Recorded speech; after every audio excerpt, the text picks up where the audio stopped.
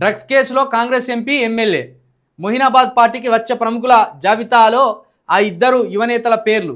Eagle దాడుల సమాచారంతో వెనుదిరిగి త్రుటిలో తప్పించుకున్న ఎంపీ ఎమ్మెల్యే వారిద్దరి జోలికి వెళ్ళని సిట్టు ఈగల్ టీం.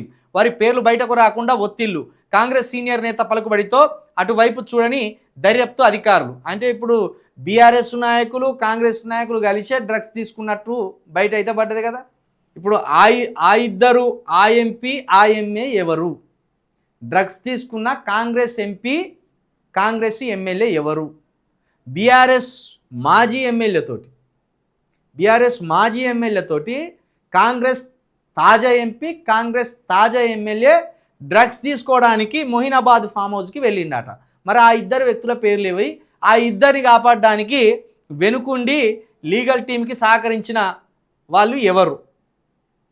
సిట్టు ముందటికి రాకుండా ఇద్దరి పేర్లను జాబితా నుండి తొలగించింది ఎవరు అంటే రాష్ట్ర ప్రభుత్వమే ఆ ఇద్దరి పేర్లు తొలగిస్తుంది.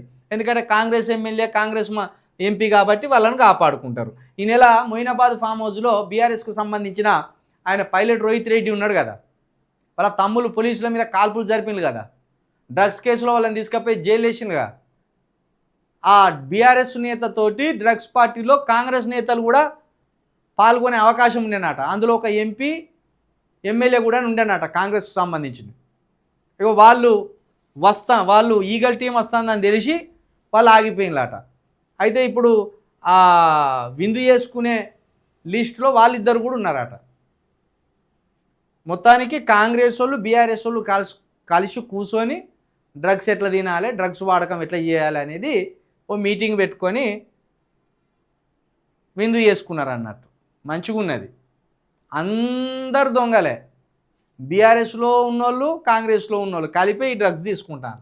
ఇప్పుడు బాధ ఏంటంటే మా నాయకుడు తీసుకున్నాడు, మమ్మల్ని ఒక్కరినే బదనం చేస్తారా? కాంగ్రెస్ ఎంపీ కాంగ్రెస్ ఎమ్మెల్యే కూడా ఉన్నారు, వాళ్ళ పేర్లు కూడా బయటికి రావాలి కదా అనేది నమస్తే తెలంగాణ యొక్క బాధ.